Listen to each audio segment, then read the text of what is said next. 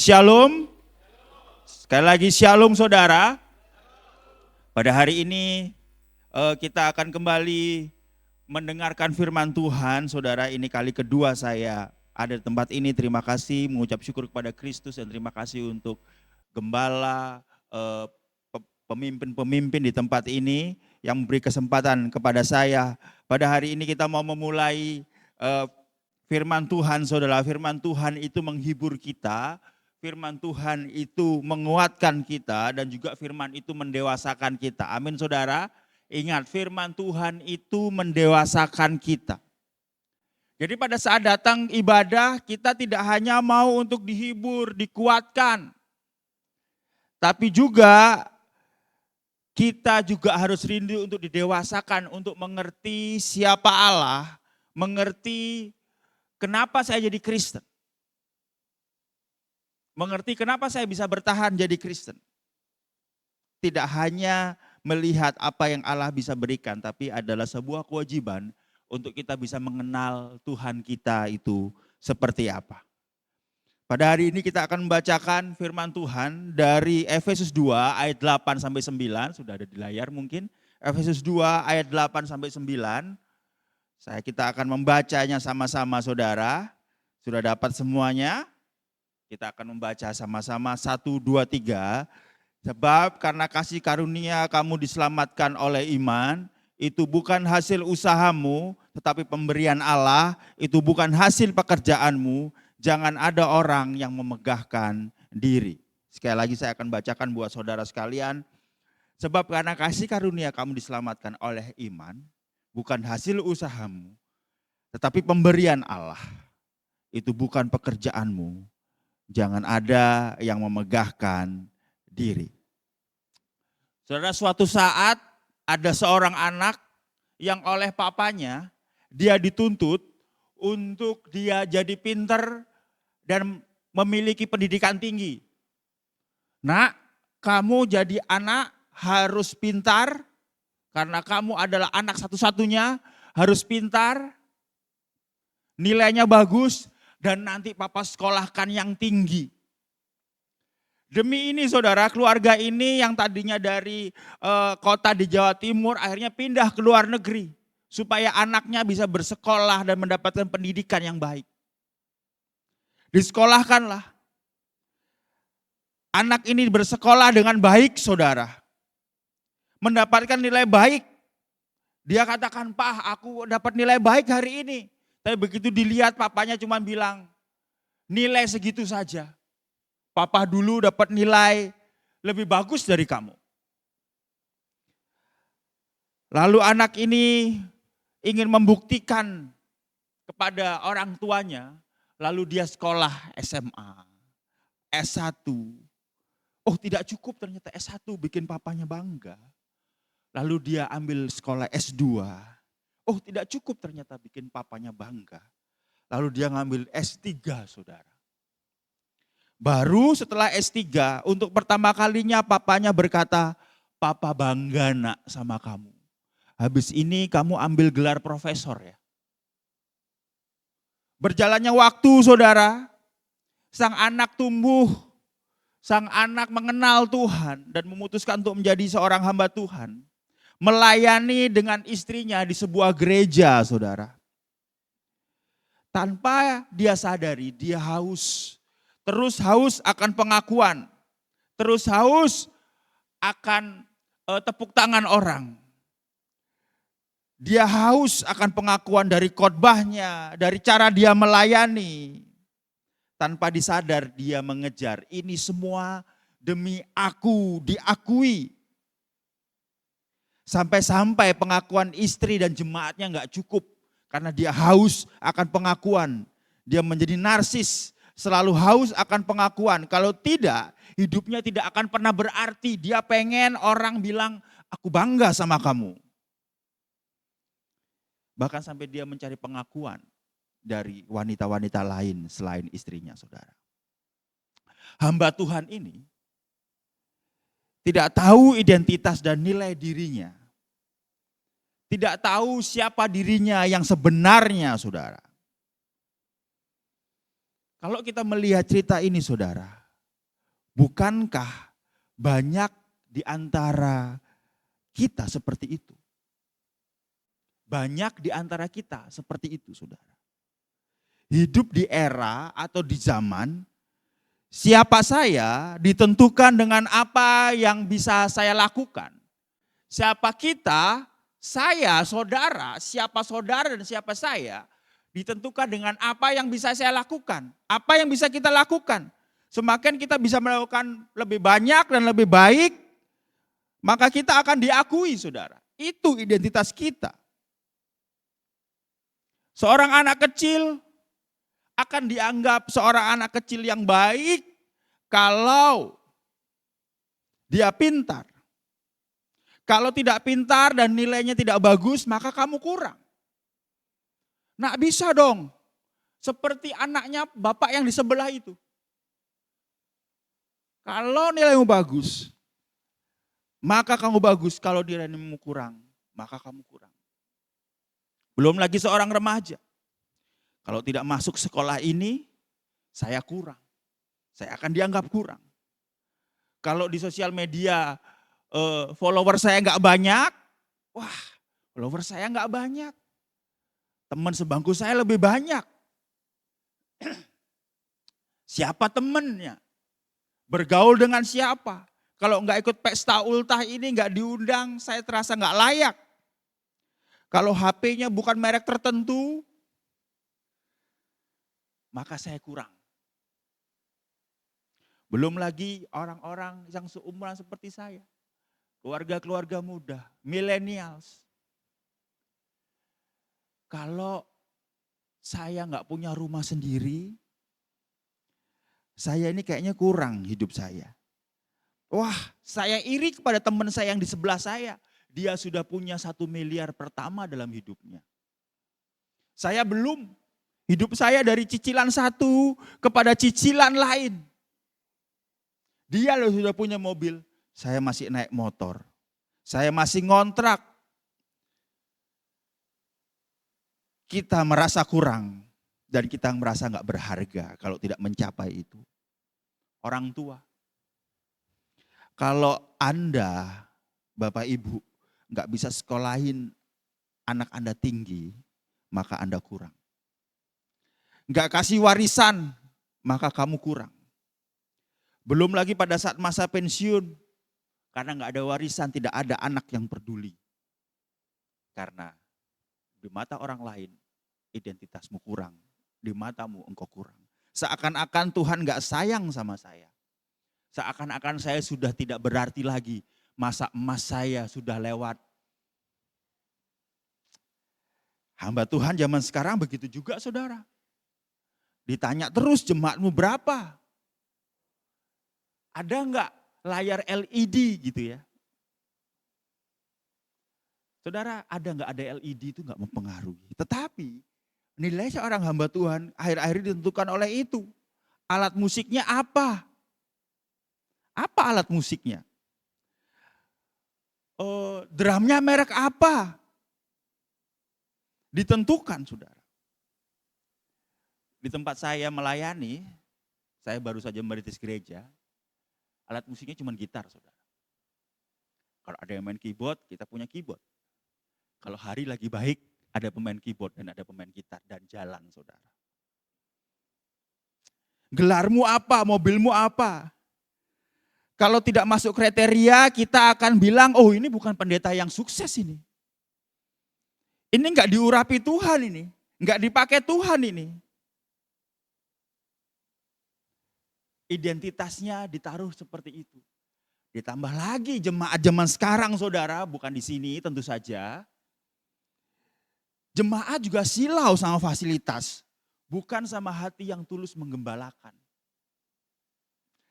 Suatu saat saudara ada KKR saudara, di mana saya melayani bersama seorang pendeta dari Afrika. Lalu pendeta dari Afrika ini silakan maju gitu, satu ruangan maju semua, saudara. Pendeta dari Afrika berkata, tim saya silahkan bantu mendoakan. Wah, saya doakan seseorang, saudara, dalam nama dengan sepenuh hati, saudara. Puji Tuhan, Pak. Saya berdoa Tuhan terus melawat hati Bapak, amin. Begitu saya lihat lagi loh, kok ngantri di barisnya pendeta Afrika itu saudara. Wah kalau saya nggak didoakan itu kurang sama pendeta utama, kurang plong. Saudara, kita dididik bahwa nilai diri kita bersifat transaksional. Jika kita berprestasi, kita dipuji. Jika kita gagal, kita dianggap tidak berharga. Kalau berprestasi dipuji, kalau dianggap gagal kita tidak dipuji, tidak berharga. Entah di media sosial, di gereja, keluarga, kehidupan sehari-hari. Identitas kita seringkali hanyalah sekumpulan angka-angka. Berapa jumlahnya, berapa pencapaiannya. Seberapa engkau bisa mencapainya. Yang mentereng-mentereng saudara. Apa pencapaianmu, bisa dipamerkan tidak, jabatanmu bagaimana, nikah sama siapa. Kalau dipikir, banyak di antara kita tuh lelah secara spiritual dan fisik sebenarnya. Karena harus terus membuktikan diri. Mungkin saudara nggak sadar, tapi kehidupan saudara terus dipicu untuk membuktikan diri. Sebagai istri yang baik, suami yang baik, anak yang baik. Di satu sisi itu bagus saudara. Tapi mari kita dengarkan khotbah ini sampai selesai. Yang menjadi pertanyaan kita setiap hari adalah ini. Apakah saya cukup bernilai? Apakah yang saya lakukan itu cukup membuat saya lebih dikasihi oleh orang-orang di sekeliling saya? Apakah saya cukup bernilai? Dan apakah yang saya lakukan cukup membuat saya dikasihi? Dihargai, diakui hebat. Tanpa sadar kita terus setiap hari bangun. Bagaimana untuk saya diakui, bagaimana untuk saya lebih hebat, bagaimana saya menjadi pelayan yang hebat, bagaimana saya pribadi menjadi gembala yang lebih baik. Apa yang perlu saya perbuat untuk saya dikasihi? Saudara, masalah yang kita bicarakan tadi sebenarnya bukanlah hal baru saudara. Di surat yang kita baca tadi, teks yang kita baca tadi, di jemaat Efesus pun bergumul dengan hal yang serupa. Mereka hidup di tengah-tengah kota yang modern, di kota Efesus. Pusat penyembahan Dewi Artemis. Di mana status sosial itu pasti sangat diagungkan. Kalau sekarang ini mungkin kita tinggal orang-orang Efesus itu seperti kota Efesus seperti Surabaya mungkin. Atau Jakarta. Pusat manusia. Saudara mungkin kita nggak menyembah Dewi Artemis, tapi kita menyembah hal-hal lain. Kita menyembah uang, kita menyembah seks, kita menyembah keluarga, suami, istri kita sembah mereka. Pacar kita sembah dia. Kita jadikan mereka berhala. Berhala itu apa? Segala sesuatu yang lebih besar, lebih berharga, lebih mulia dibanding Tuhan. Mungkin seperti itu saudara. Kita seperti di jemaat Efesus saudara. Kita menilai kalau anak kita tidak akan memiliki identitas sesungguhnya kalau anak kita nggak menikah. Siapa di sini orang tua yang merasa menikah itu gampang, angkat tangan. Ada? Tapi kok nyuruh anaknya menikah terus? Padahal sudah tahu kalau menikah itu susah. Kita pikir identitas mereka dari situ, kota besar. Kita hidup mencari jati diri. Saudara, dalam jemaat Efesus ada ketegangan. Kalau engkau tidak dari bangsa Yahudi, ras tertentu, maka engkau itu tidak layak menerima Kristus. Atau menjalani adat-adat ketaatan tertentu, engkau disunat dan lain-lain, engkau tidak layak menerima keselamatan dari Kristus. Saudara, mungkin hari-hari ini seberapa taat saat kita ke gereja menjadi nilai kita. Senin puasa, Selasa doa, Rabu, Sabtu, lama-lama rumah di gereja nggak salah, saudara. Salahnya kalau itu dijadikan identitas kita. Kita hidup mencari jati diri kita. Belum lagi kita merasa kita yang paling bisa dengar suara Tuhan. Suatu saat dulu saya memiliki jemaat saudara yang dikit-dikit suara Tuhan. Dia ngomong, Tuhan ngomong begini loh. Setiap kita ngobrol pasti ada Tuhan berbicara, Tuhan berbicara. Ya kita positif aja, kita percaya. Tapi pada saat dia ada selek bersetegang dengan jemaat lainnya, dia bilang begini, saya lo bisa dengar suara Tuhan, dia enggak. Harusnya dia minta maaf ke saya, jelas-jelas dia yang salah. Saudara, pada saat dia mengatakan seperti itu, bisa saya yakin bahwa itu bukan suara Tuhan. Kenapa? Kita orang berdosa, kita diberi anugerah oleh Kristus. Kalau kita diberi karunia mendengar suara Tuhan, harusnya semakin rendah hati, saudara. Jangan tinggi hati. Kenapa? Karena kita tahu harusnya kita merasa tidak layak. Kita harusnya tertunduk menyembah kepada Tuhan. Karena kita bisa mendengar suara Tuhan. Kalau orang yang ngaku mendengar suara Tuhan dan dia sombong, bisa dipastikan bukan suara Tuhan, saudara. Kenapa? Harusnya tandanya dia rendah hati. Tapi banyak di antara kita karunia rohani jadikan identitasnya. Belum lagi kita terjebak dalam kebanggaan rohani membuat kita bermegah. Etnis tertentu, nah besok Xinjia itu. Kalau nggak dari Tionghoa nggak ini, kalau nggak dari Batak itu nggak seperti ini. Kalau nggak dari Timur itu nggak gini. Itu yang jadikan identitas kita sebagai orang percaya. Belum lagi kita merasa bahwa kesalehan kita bisa kita seakan-akan membeli perkenanan Tuhan. Kita seakan-akan menyogok Tuhan.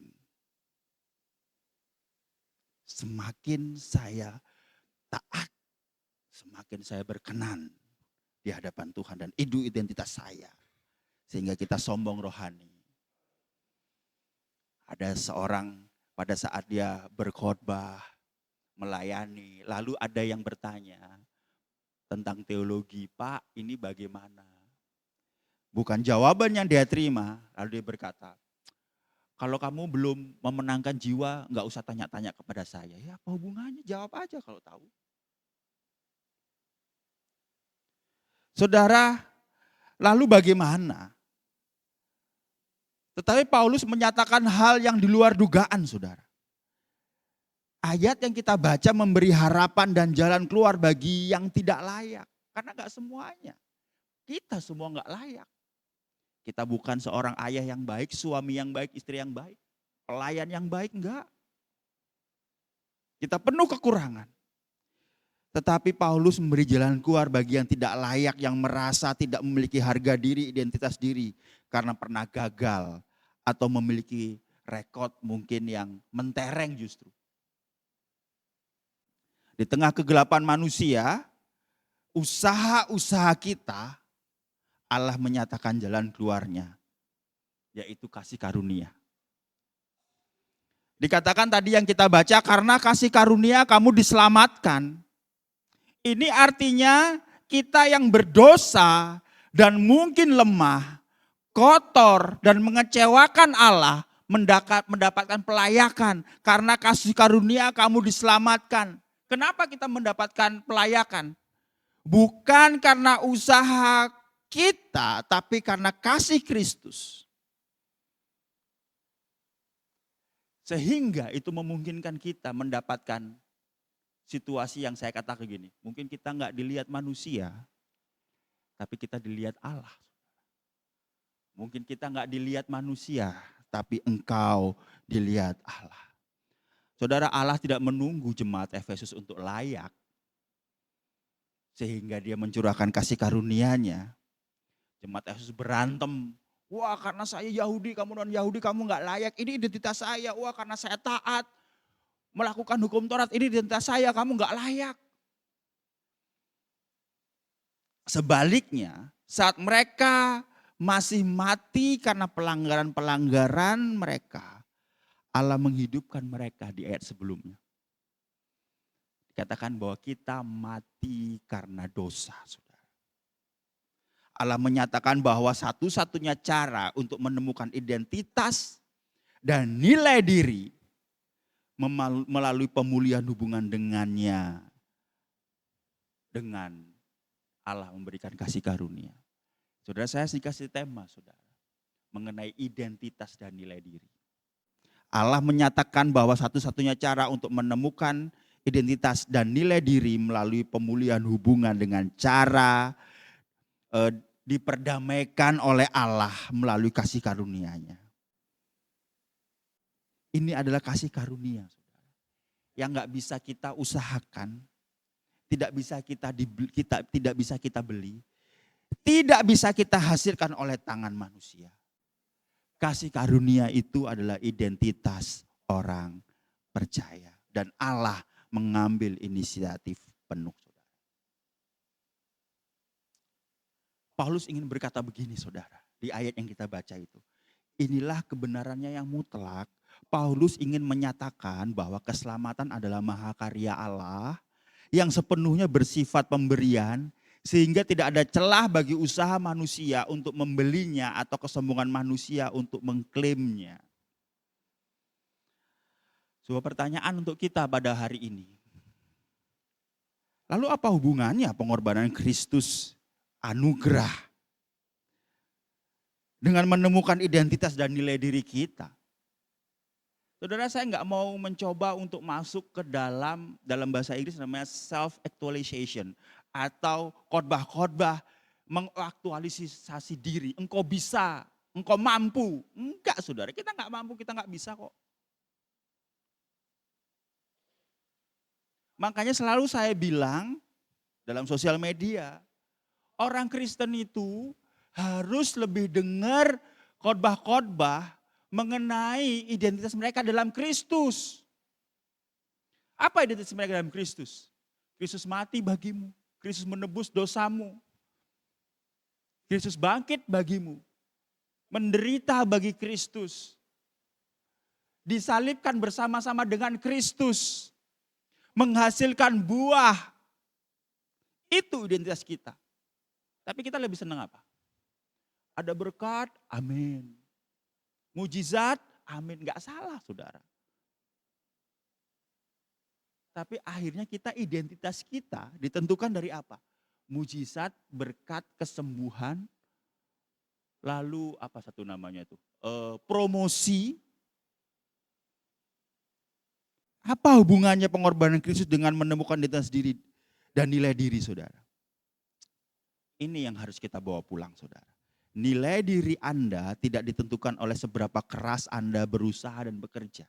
Nilai diri Anda dan saya tidak ditentukan seberapa besar dan kerasnya kita bekerja atau berusaha, melainkan oleh seberapa besar Anda dikasihi oleh Allah. Anda berharga dan layak bukan karena apa yang Anda capai atau lakukan, tetapi karena siapa yang menebus Anda. Nilai diri Anda, opa oma, bukan lagi apakah saya bisa kasih warisan ke anak-anak. Tetapi karena siapa yang menebus Anda. Ada satu kalimat yang sering kita dengar dalam bahasa Inggris dibilang, I love you at your darkest. Aku mengasihimu pada saat masa paling kelammu. Dikatakan dalam Roma 5 ayat 8, akan tetapi Allah menunjukkan kasih-Nya kepada kita oleh karena Kristus telah mati untuk kita ketika kita masih berdosa. Saudara, kabar baik ini membebaskan kita dari kelelahan mencoba membuktikan diri di hadapan dunia. Saat ini Allah menawarkan kepada kita identitas baru itu. Identitas yang tidak diganggu oleh kekhawatiran, oleh kegagalan kita.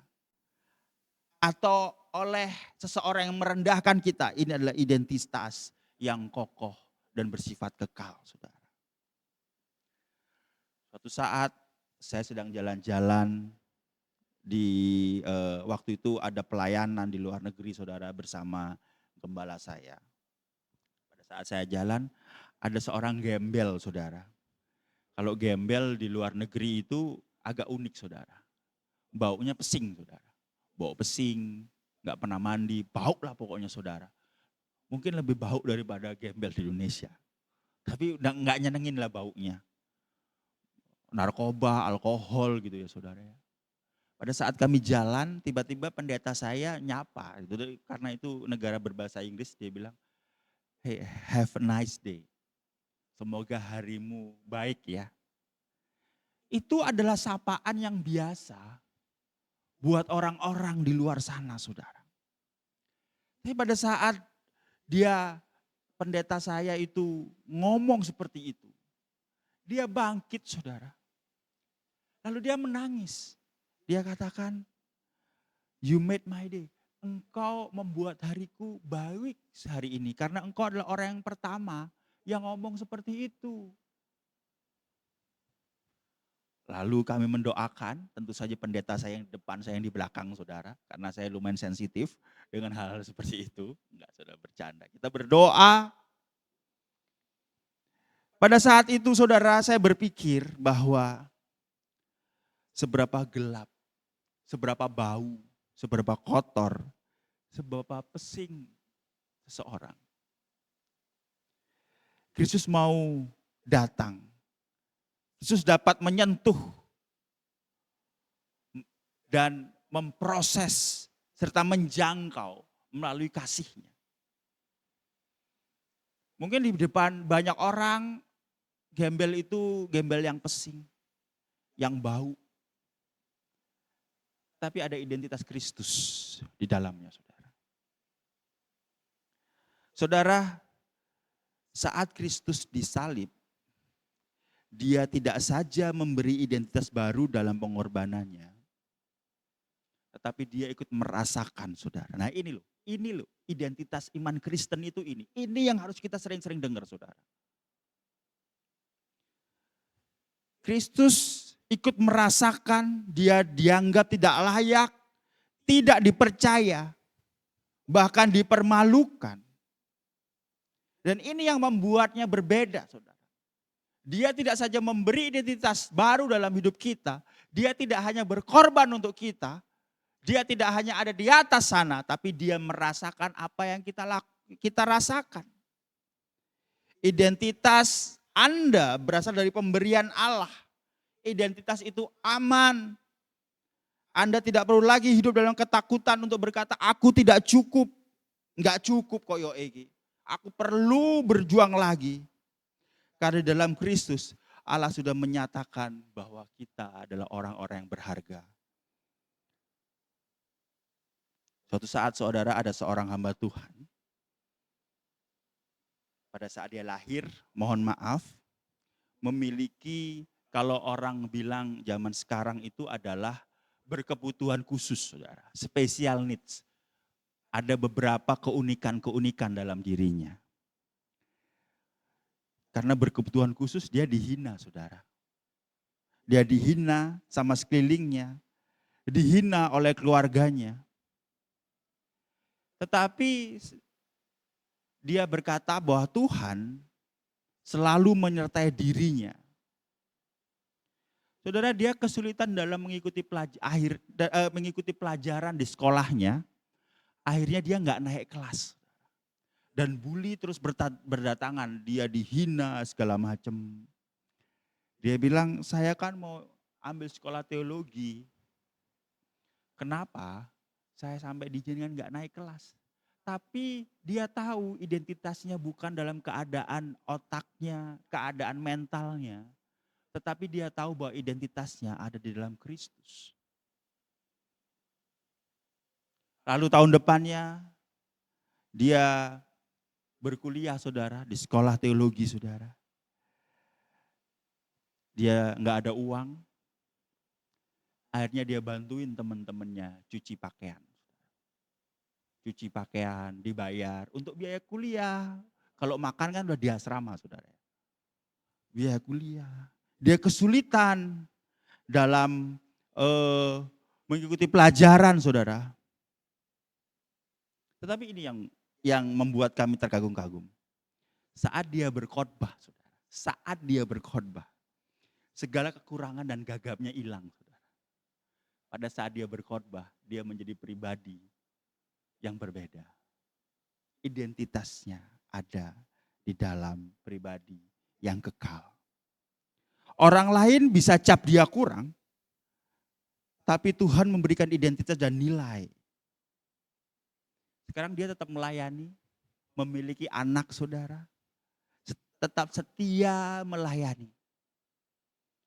Kenapa?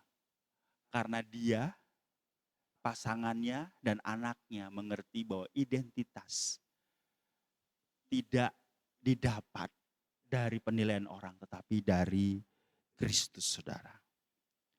Oleh sebab itu, saudara, kembali lagi, saudara.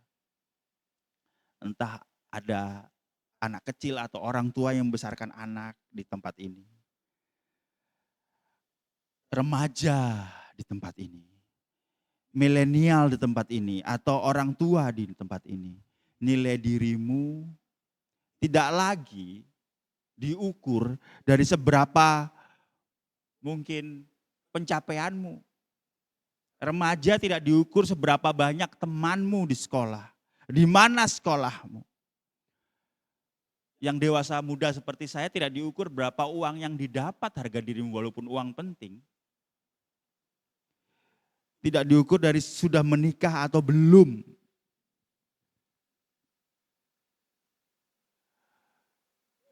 Pada saat saya menikah, orang tua saya katakan, udah nih saya menikah ya. Lalu dibilang begini, kasih cucu ya. Wah, kalau itu urusan Tuhan itu. Dikasih apa enggak. Yang penting kita berusaha. Itulah dunia, saudara. Itulah dunia. Warisannya berapa? Gerejamu besar atau tidak? Itu yang dinilai dunia. Tapi ini, nilai diri kita terletak pada salib Kristus, saudara. Sekali lagi, nilai diri kita terletak pada salib Kristus, saudara.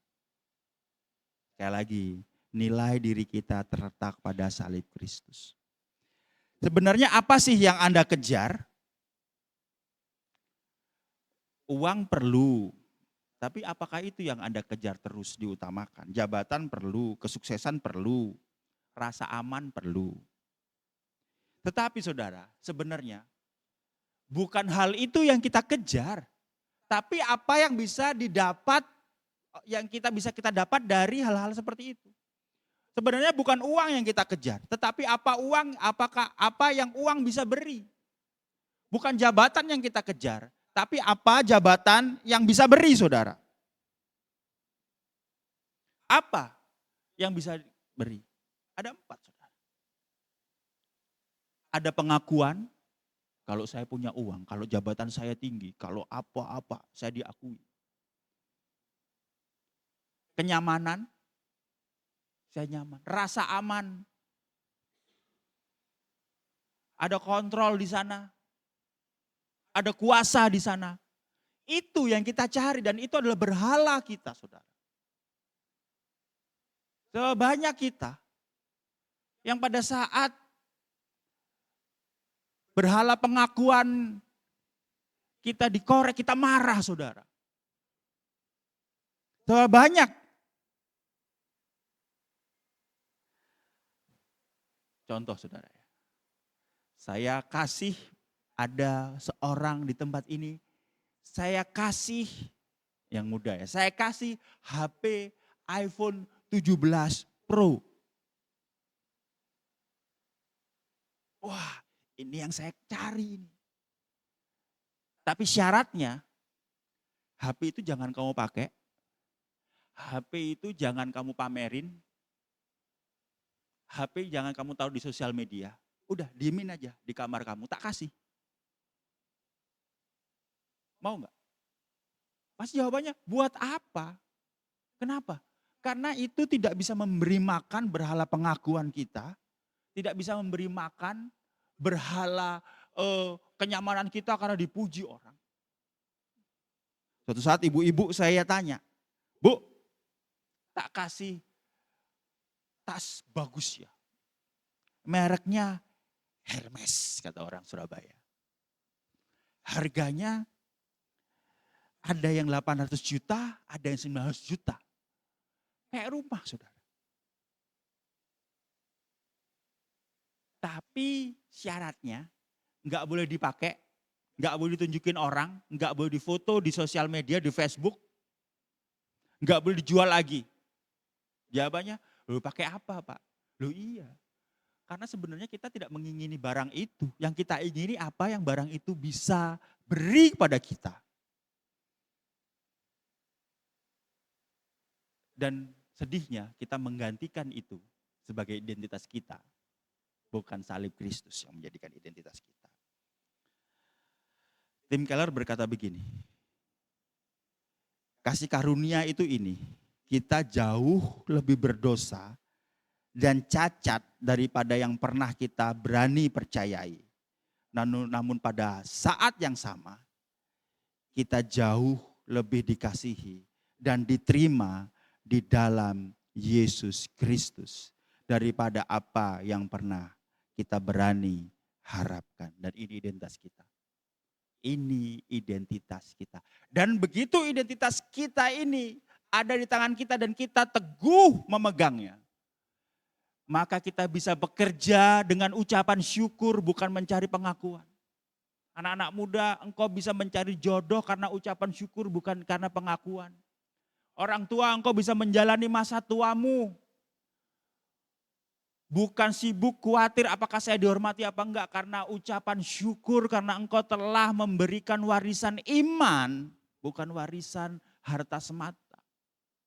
Atau milenial, engkau bekerja mencari uang, menabung, bukan karena engkau mau mendapatkan pengakuan atau mengejar pengakuan, tapi sebagai ucapan syukur karena tanggung jawab dan kepercayaan Allah dalam dirimu.